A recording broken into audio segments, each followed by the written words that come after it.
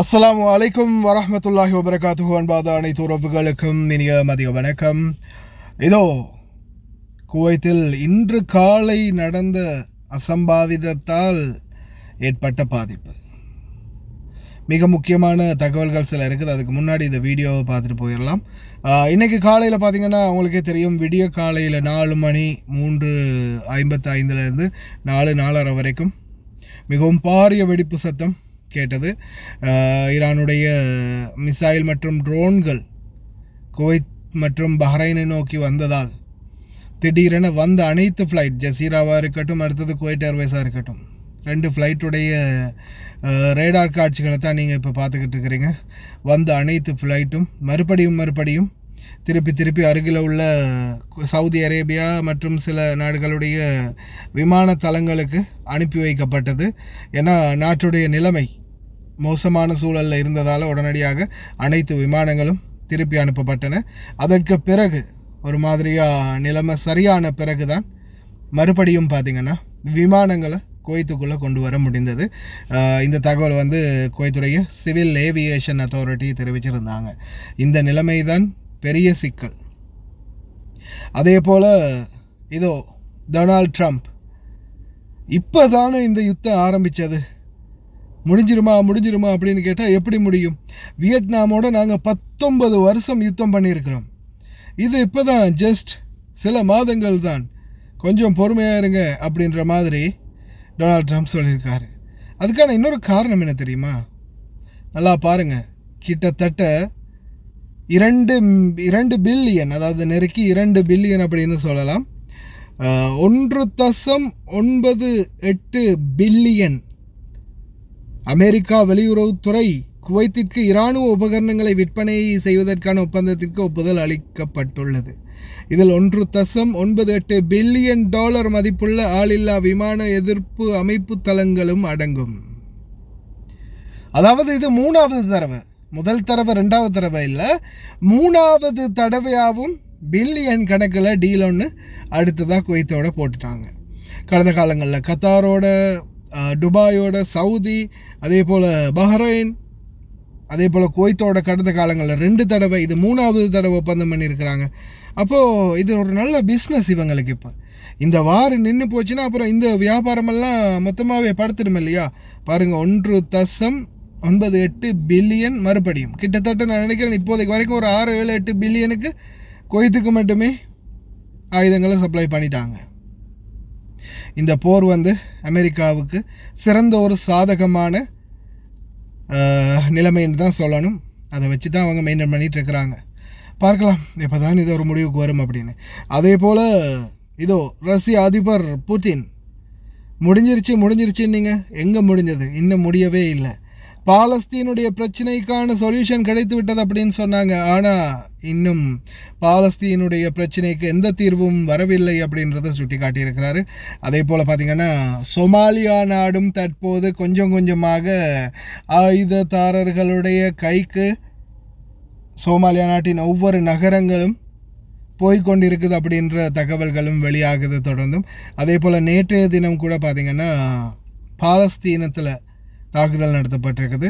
இந்த தாக்குதலையும் சில குடும்ப உறுப்பினர்கள் காயமடைந்திருக்கிறதா தெரிவிச்சிருக்கிறாங்க. அதே போல் லெபனான் மீதும் நேற்றைய தினம் நிறைய தாக்குதல்கள் நடத்தப்பட்டது தெரிய வந்திருக்குது.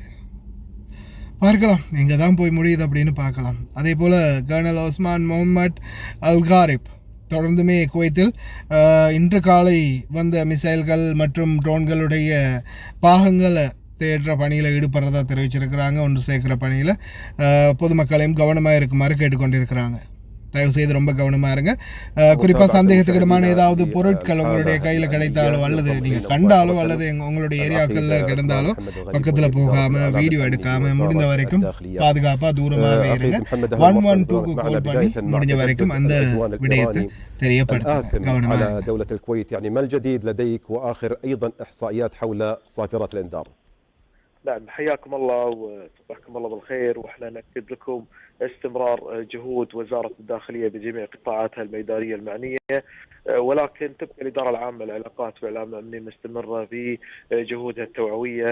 بتأكيد استمرار بيانات وزارة الداخلية الخاصة والمهمة بعدم التصوير وعدم تداول المقاطع وعدم أيضا العبث بأي أجسام غريبة والتواصل في حال أي شيء للضرورة على هاتف الطوارئ 112 للتعامل الفوري مع كل البلاغات أو الشظايا الناتجة عن التصدي للقوات الدفاع الجوي من أحداث صارت الساعات الماضية. احنا نأكد ونقول أن جميع أجهزة وزارة الداخلية قاعد تعمل على مدار الساعة. تأكد الإدارة العامة للعلاقات والإعلام أن التوعية الشاملة للمواطنين والمقيمين موجودة، وتؤكد أيضا دائما بأهم الأحداث ما يتم تداوله في الإيجاز. إذا كان يحتاج تفصيل للأحداث يتم أيضا من خلال هذا الإيجاز، وكما حدث في الأيام السابقة. تبقى أيضا يعني أهم الإجراءات المتبعة الآن مع المواطنين والمقيمين بضرورة توخي الحيطة والحذر وتنبيه أبنائهم، وأيضا توصيل الرسالة التوعوية بالهدوء وعدم التداول الشائعات. هذه الأمور تكلمنا فيها في الأوقات السابقة بشكل شامل، لكن تبقى الأمور التذكيرية تستمر، وإن شاء الله يحفظ ديرتنا الحزب الكويت. وهذا شيء طبعا يعني اللي يقومون فيه الإخوان في جميع القطاعات الميدانية المعنية بجميع القوات اللي قاعد تعمل وجميع الأجهزة في الدولة اللي قاعد تعمل في التصدي والتعامل على مدار هذه الجهود مستمرة الأمانة والكل يشيد فيها. وإحنا نبقى أيضا مستمرين بضرورة عدم التهاون بأي معلومة بتوصيلها إلى الجهة المختصة، وكذلك أيضا عدم تداول أي إشاعات ممكن تضر الوضع الراهن. لذلك نستمر إن شاء الله مع المواطنين والمقيمين بكل مصداقية وبكل يعني تعامل راقي وبكل أيضا يعني روح وطنية شاملة، ونبقى دائما نقول لأبنائنا أن نغرس فيهم الثقافة الوطنية من خلال ما يدور في الوضع الراهن، ونقل الرسالة الحقيقية بالأحداث دون أي تغيير. وهذا يؤكد لأبنائنا بضرورة حب الوطن، ويعني الكل له واجب وطني، مو بس منتسبين وزارة الداخلية ولا وزارة الدفاع ولا أيضا اللي يعملون، أيضا كل شخص داخل دولة الكويت له دور وطني. لذلك تكاتف الجهود مهم جدا، وتبقى أيضا الأجهزة الأمنية مستمرة في عملها. قواك الله عقيد عثمان، سنكون إن شاء الله معك في رسائل أمنية قادمة. العقيد عثمان محمد الغريب مدير إدارة الإعلام الأمني بوزارة الداخلية، شكرا جزيلا لك على كل هذه الإيضاحات.